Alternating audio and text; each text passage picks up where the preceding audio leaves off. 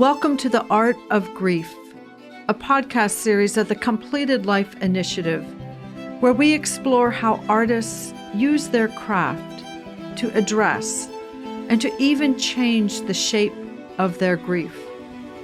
In interviews, writers, musicians, visual artists, and storytellers share how their work offers fresh expressions of the pain we so often struggle to put words upon, and how through their creative work we can receive a message, reassurance even, that though we might grieve alone, we are never alone in our grief.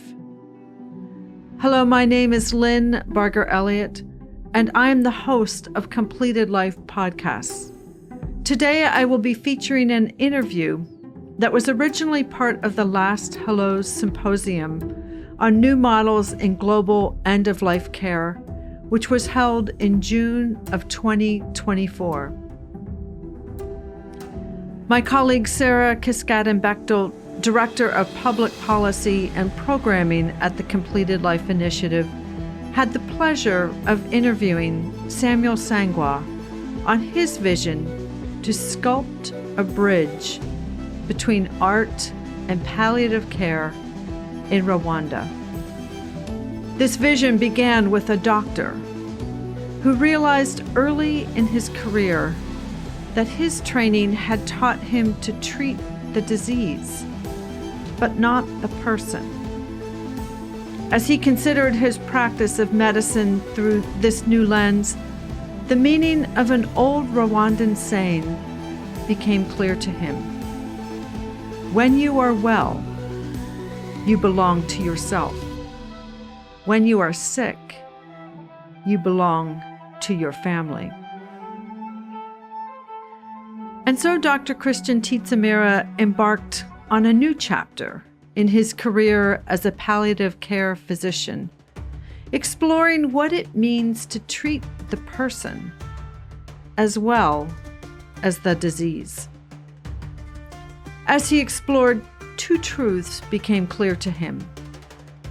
Whereas other cultures use the term end-of-life care, in the Rwandan culture, the focus was upon life until the end. And so Tietzemira asked himself how he might offer palliative medical care that would focus upon the patient's humanity until the final moment of life. Secondly, knowing that we come from families and communities that accompany us as we celebrate major life events like birth, graduation, marriage, and retirement, he wondered if we shouldn't also think about how families and communities can take care of and accompany one another on the final major life event, when one is sick and on a journey towards their own death. In other words, he asked, how can palliative medicine embrace the strength of the Rwandan concept of Ubuntu? A person is a person through other people. He came to the conclusion that indeed there is an important role for the asset of a family and a community in palliative care. The next step was to interpret, to communicate these truths to others. And so Dr. Tietzemira called upon the expertise of Samuel Sangwa, who had international experience in building and creating cultural events. Sangwa invited local artists, dancers, sculptors, poets, and painters to help him interpret the values of palliative care within the Rwandan culture.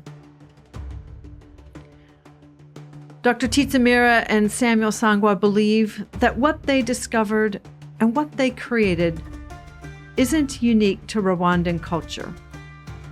Employing the arts to communicate how we can be there for each other and accompany one on their journey of life until the very end is about our humanity, and without a doubt can be translated and replicated around the world.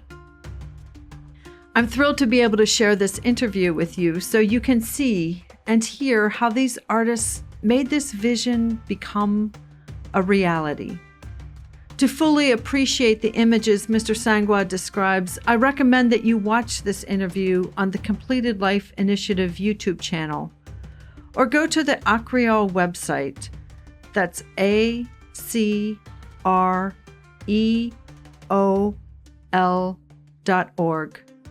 to watch the virtual exhibit. And now I invite you to enjoy this episode of The Art of Grief with Sarah Kiskaden-Bechtel and Samuel Sangwa.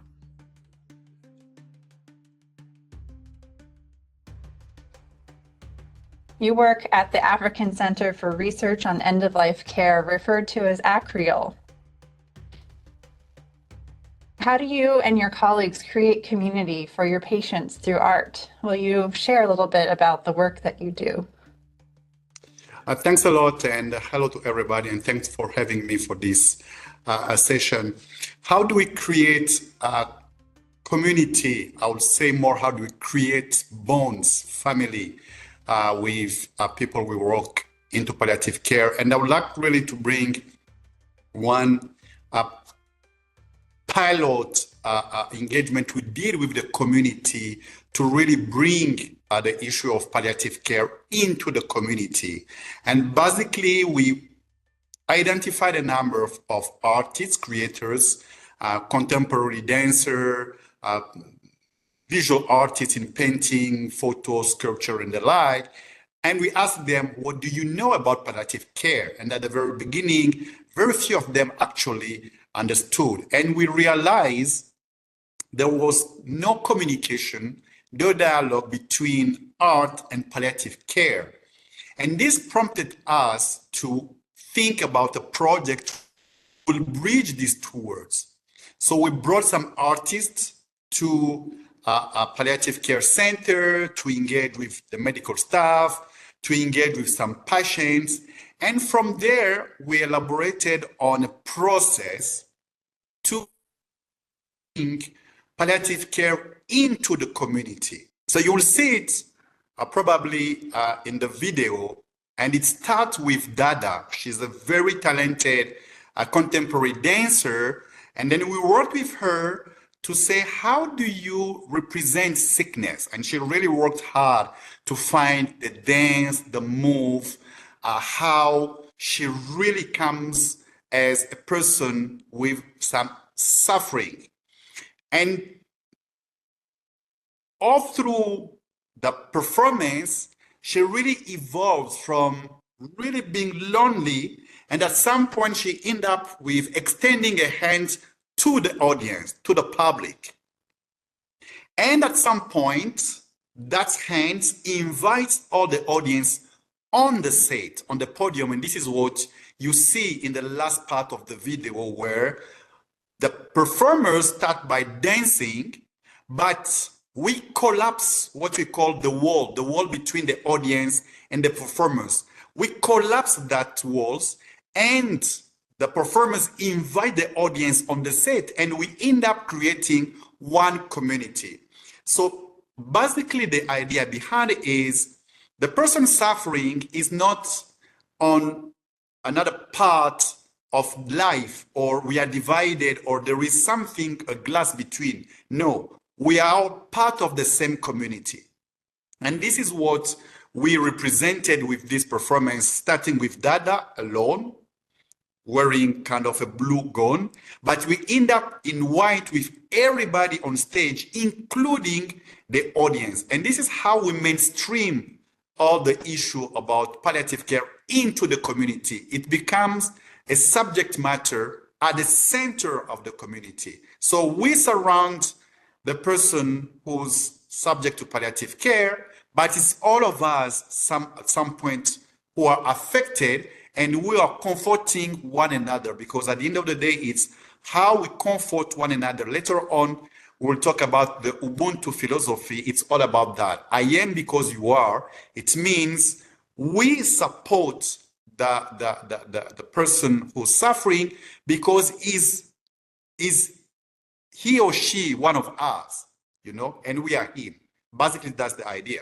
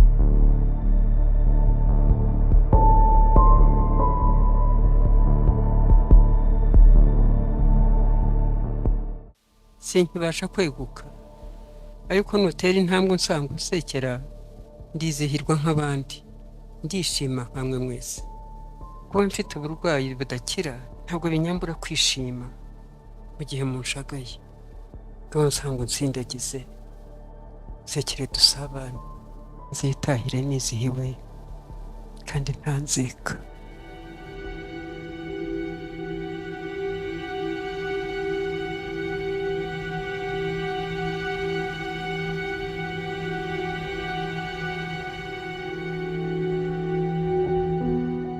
La famille, c'est toi.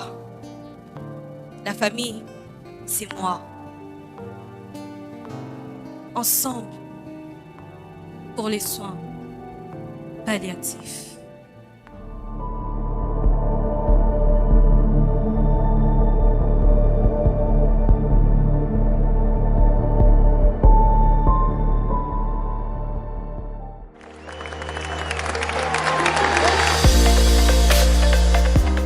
We add life to days, not days to life. It's not about death, it's about life until the end. It's about humanity, it's about dignity, it's about the human being. If you treat the person, you must treat the disease as well. And that is the most important thing. Thank you. Murakoze cyane.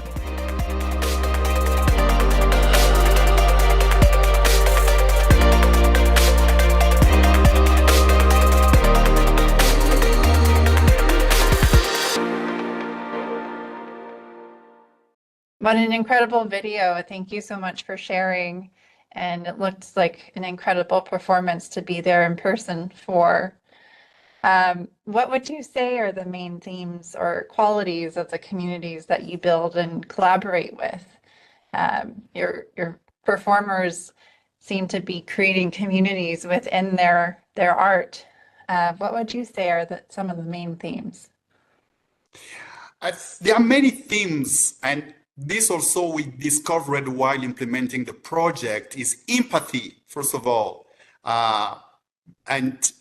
This is a key driver. What we realize working with the artists, each of them at some point came and say, I've experienced this with my mother, my father, my brother, or a friend.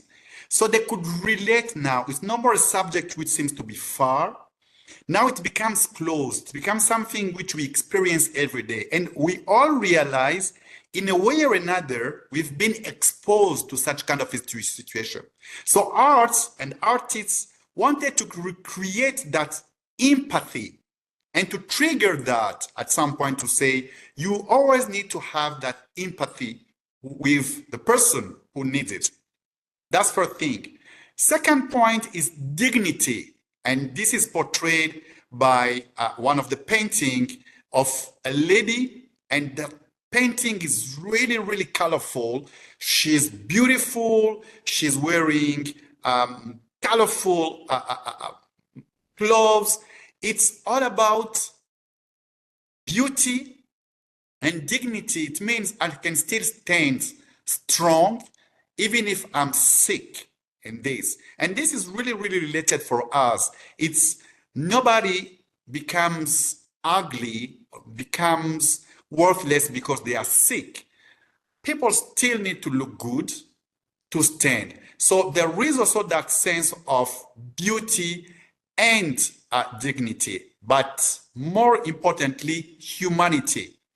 You need to understand that this is happening in Rwanda, where we had a genocide against the Tutsi, and we really understand if you take away humanity from a human being, you then restrict this person to only the illness, for instance, because this is how the process of the genocide took place.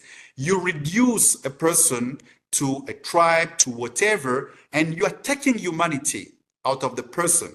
So in this very same case, we need to be very careful to not only restrict a person to the illness, we still need to have all the person considered in full humanity. So those are the themes which we worked on in this project, with artists trying to bring the audience to develop empathy, to understand empathy. And then after the show, a number of people in the audience and came and say, thanks, you reminded me my mom when she was sick. I wish I would have known earlier what is palliative care. So it triggered that type of feelings, memory, where people now could relate, and also issue, I would say, about dignity and humanity. It's inspiring to hear you describe performance and art so vividly, and it's such a powerful thing to hear, and also to imagine that this is possible within community.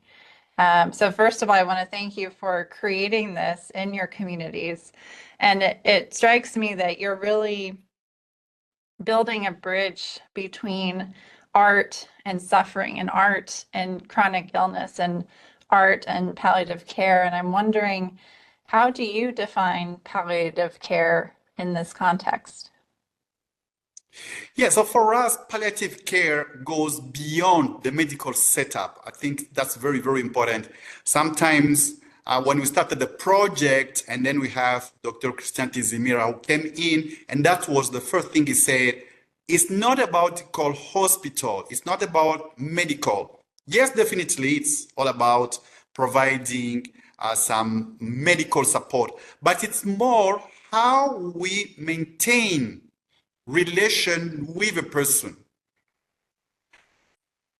There is this type of tendency to think when you are well, when you are healthy, everything is fine. But the moment you get sick, you change status, you know. But for us, the whole project was, regardless of your status as a human being, we can't deny you your humanity. We need to maintain it, that humanity and dignity. So that was the most important cross-cutting theme which was driving the whole process at some point. So palliative care, beyond the medical setup, is how we make and sustain humanity. I think that's the right word. How do we sustain humanity all through the life of a person, from birth till death? Humanity needs to be sustained. There's no way at some point you will say, we are going to extract you from the society. You are no more belonging to the society. And that was very important, because when somebody goes to the hospitals, there is this type of distance at some point. But we say palliative care is important because it sustains humanity. We want you to be comfortable. We don't want you to be reduced to pain only. We are not looking at you only as a pain situation. No, we sustain you into life. You still have your moment of joy, moment of laughter, your connection with your kids, your parents. That's very, very important. So for us, that's what we're trying to bring with this production, is to remind people, regardless of the medical status of a person, humanity needs to be sustained.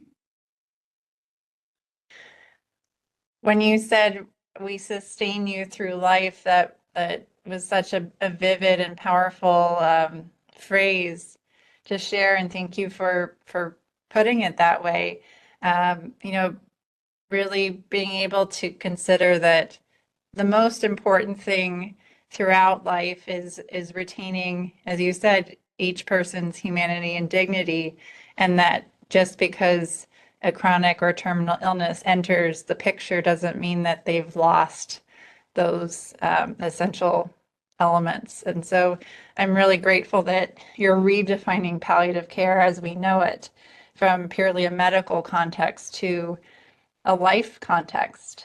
So I'm wondering, you know, within that frame, how do different art forms translate experience of palliative care in the sustaining life care sense, as you've described it, into the mainstream? How do these different art forms translate well into the mainstream?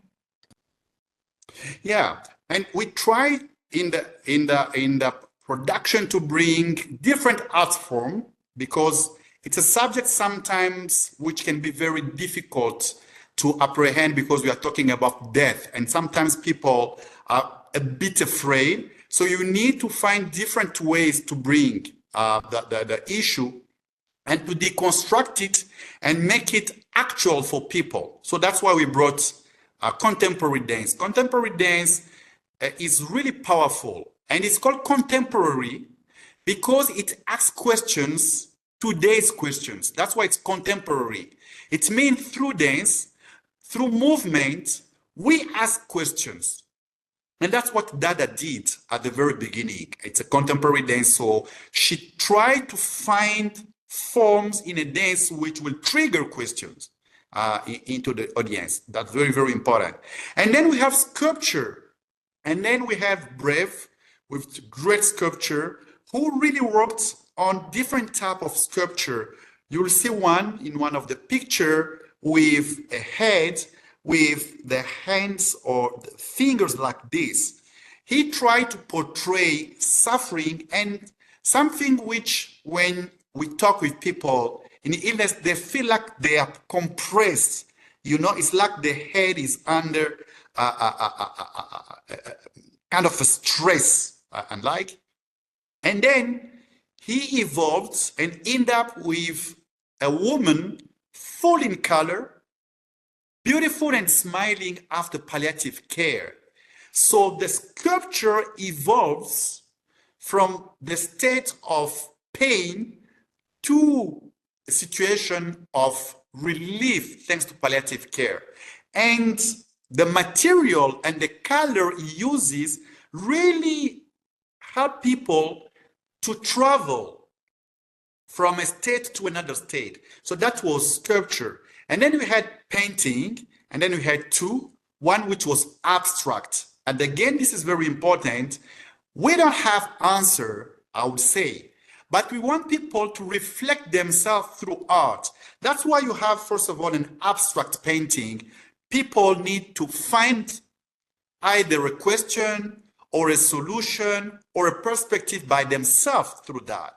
That's why we had this painting, which is an abstract one. And then we had another one, which we already show, this beautiful lady standing, colorful, and the like. So that were, we'll say, visual art. And then we brought in video at some point, and we tried to add Dada dancing, actual dancing, into the audience.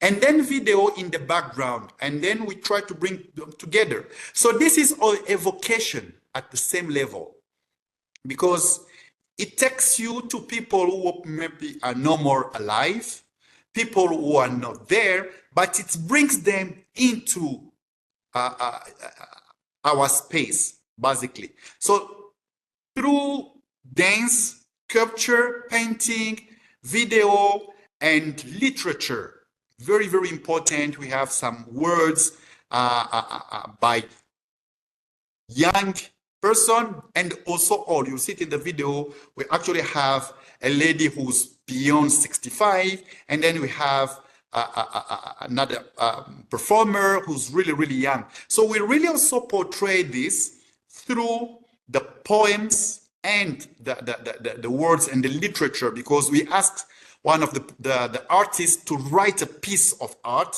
about that. So this is how we bring the different form of art.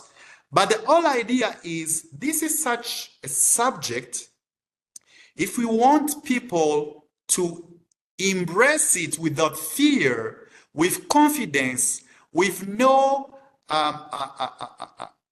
misconception, we need to find different windows of art to make them come in easily, and at the end of the day, they own. And each of them can go back home with a piece of art as in his memory, and which will be built on later on in the community when it will be dealing with palliative care or terminal disease.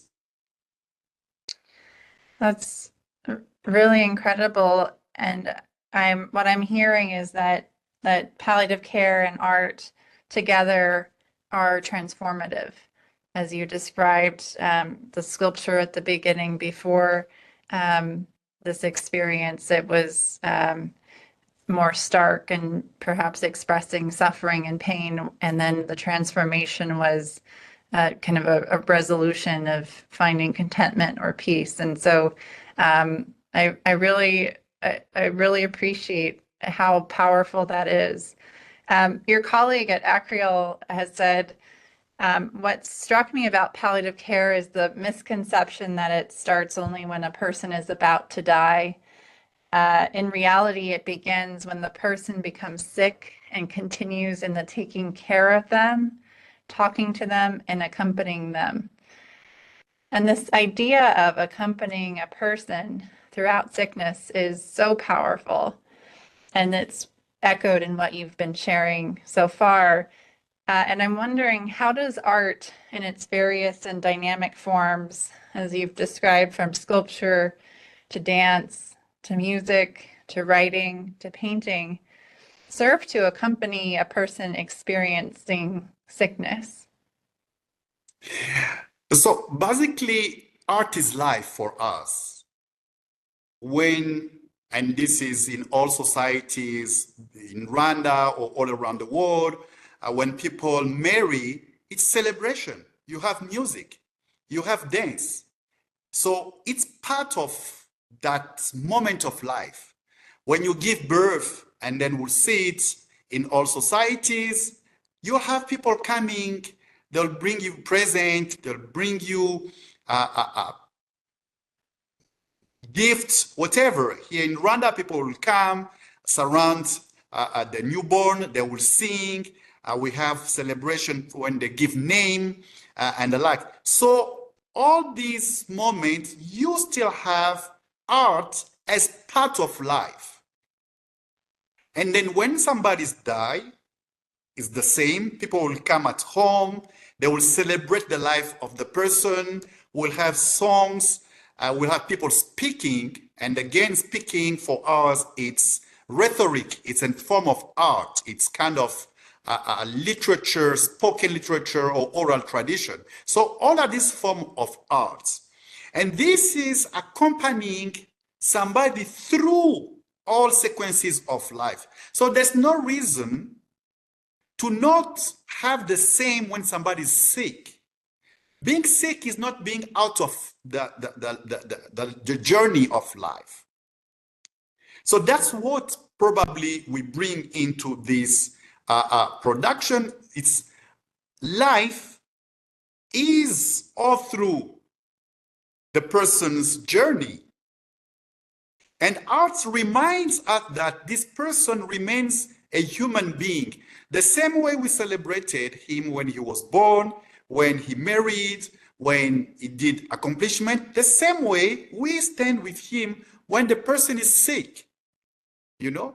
And art reminds all of us that this is the same person you celebrated when the person was born, married, and the like. So that's the role of art, I would say, in this exercise. So accompanying a person, it means we are with you.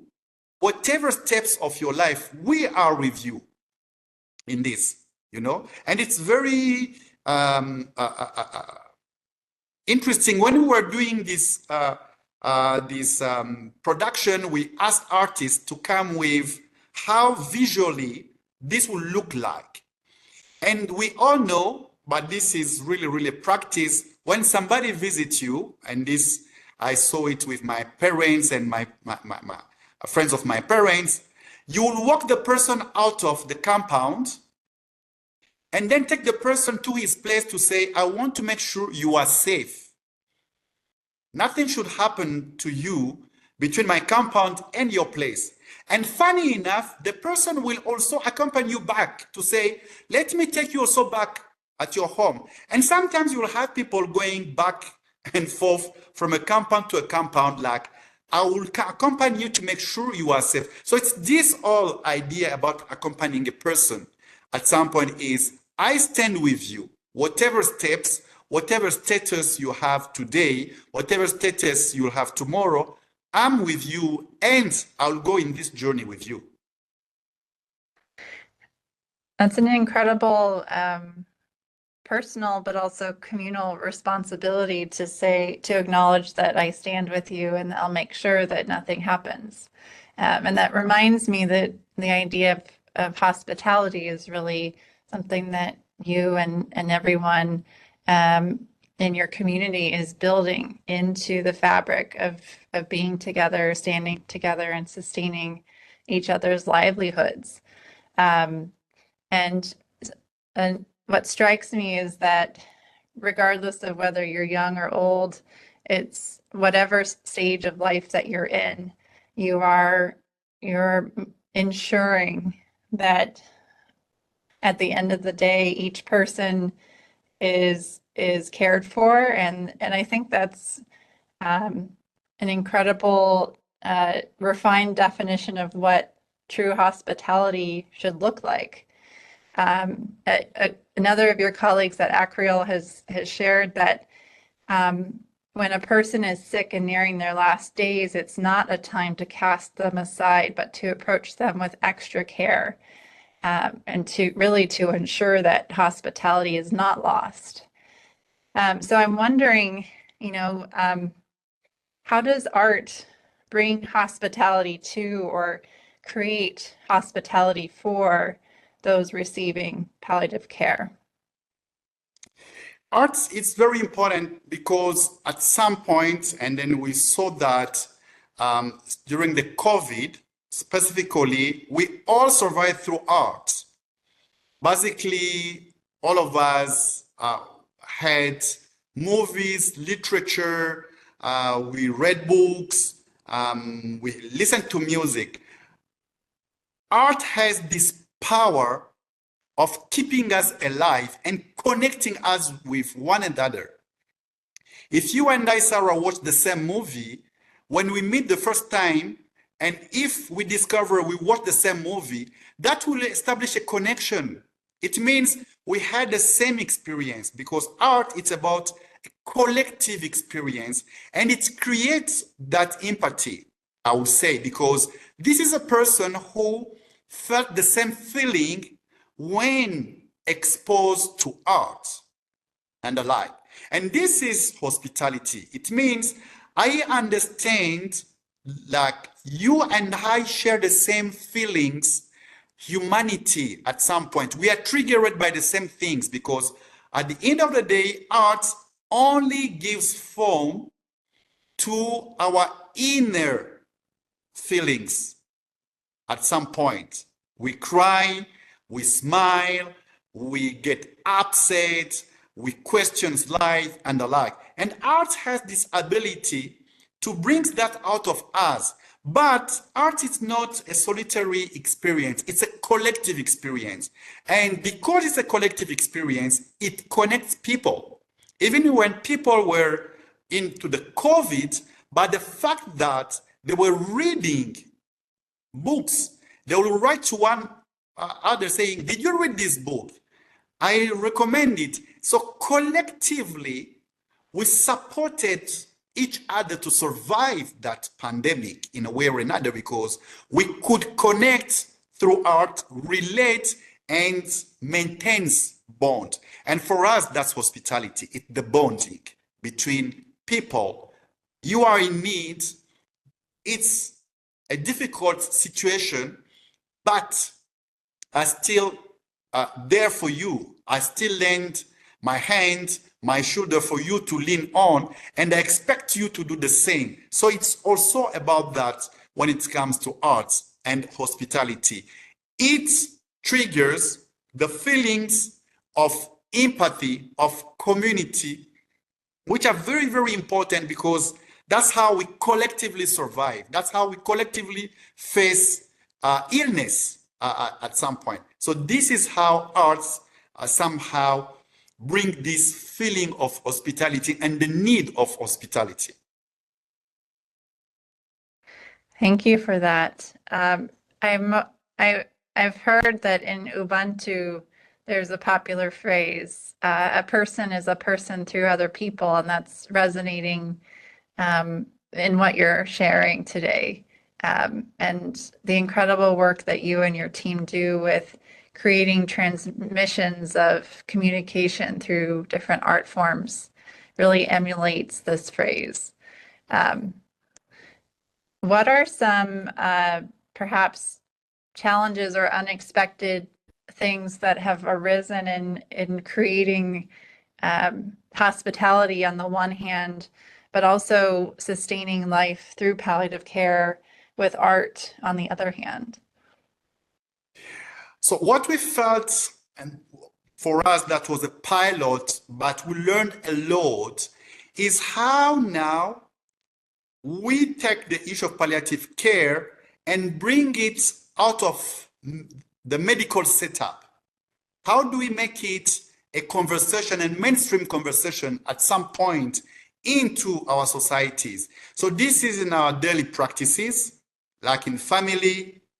How do we take care of each other when it comes to illness?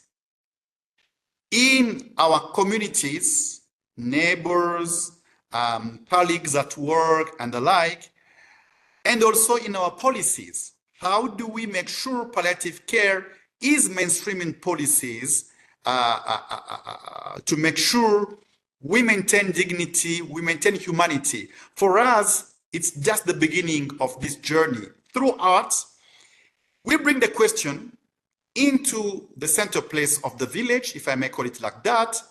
Everybody now can see it. Nobody will say, I'm not aware. We bring it, everybody can see it. We deconstruct all structure which somehow tended to restrict palliative care to hospitals and health facilities, but we bring it to the society, and then we say, let's discuss about this issue. Let's engage on this issue. How are we better as a society in this regard? Because I think at the end of the day, it's all about that. How are we a better society when we care about each other, regardless of our status, being young, old, healthy or not healthy? How do we take care of one another in this society? And I think that's the Ubuntu spirit philosophy. Like, I'm because you are. I'm in your hands, you are in my hands. What happens to me is your responsibility. What happens to you is my responsibility. So I believe this is what we found out, like there is need now to make this subject of palliative care a mainstream one. The same way we had campaign about health issues. Like we believe palliative care deserves the same momentum, the same focus, the same resources, the same capacity, I would say. We need more trained people. We need policies which enables the physician, the hospitality players to really have freedom to exercise palliative care. We need also ourselves to be educated about that, but we need also more arts to raise awareness. We really need this to be an issue which everybody is exposed to.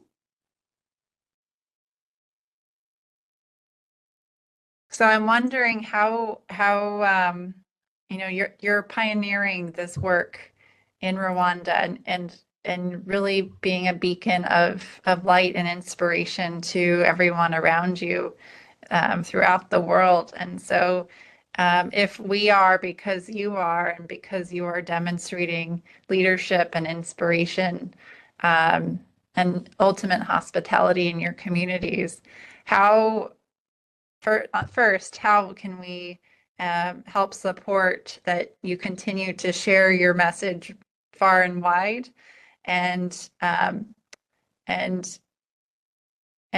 what would you say is the next steps for creating and expanding community through art? What we did was a pilot in Rwanda, and really we had very positive feedback, but we believe it can't be confined to Rwanda. We really want to engage with artists beyond Rwanda in this, because this issue of palliative care is also against cultural practices, different places, how we relate with death, with illness, different type of health system, public health.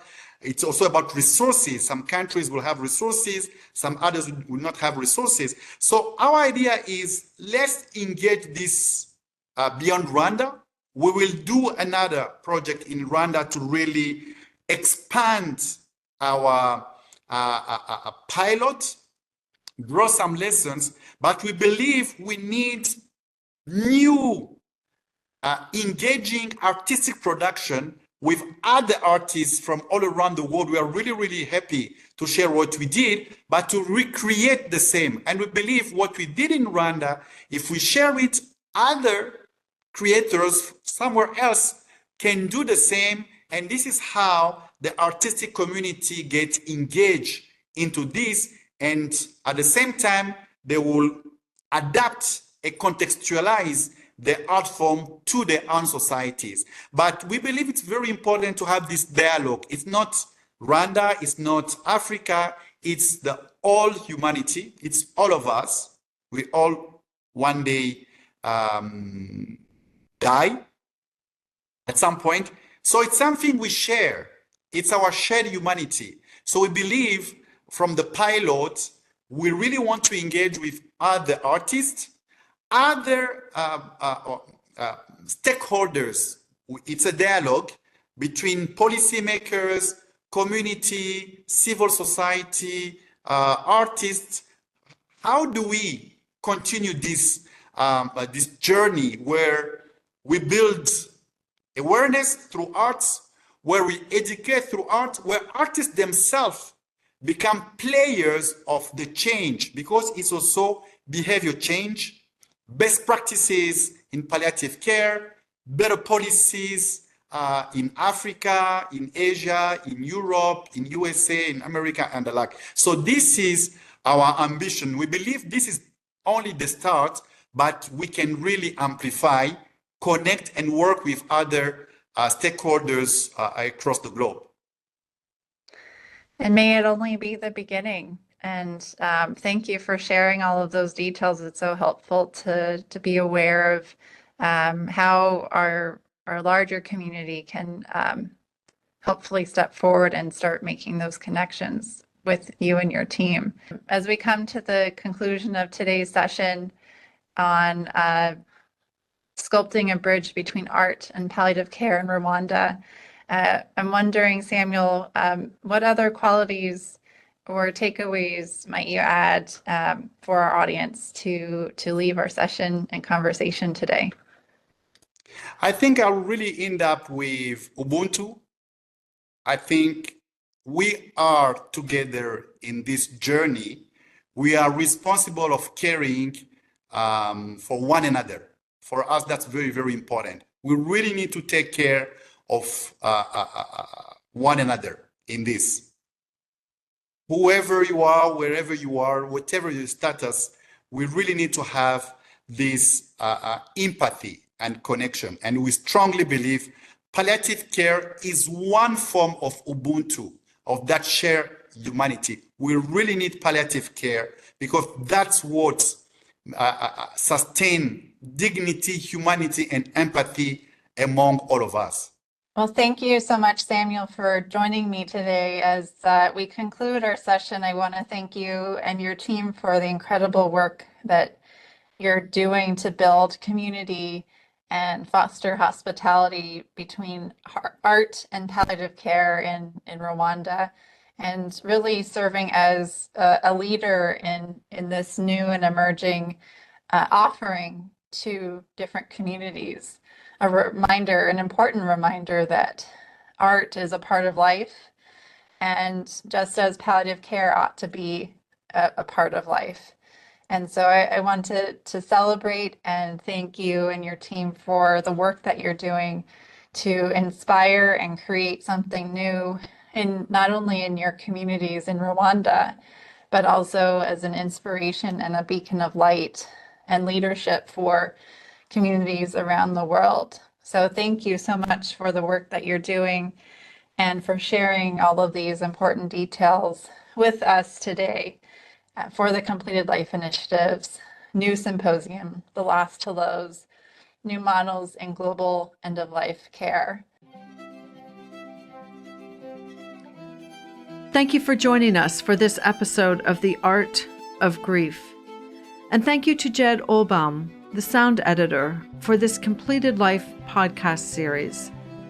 To learn more about the work of Dr. Titsamira and Samuel Sangwa, I encourage you to visit the website for the African Center for Research on End-of-Life Care at ACREOL, that's ACREOL.org. Dr. Titsamira was also interviewed in the Last Doctors podcast series of the Voices of the Completed Life. To hear this interview and others from the Last Hellos Symposium, please visit our website at completedlife.org. We love to hear from our listeners. If you have a story to share or would like to respond to this episode, please email us at info@completedlife.org. Thank you again for joining us.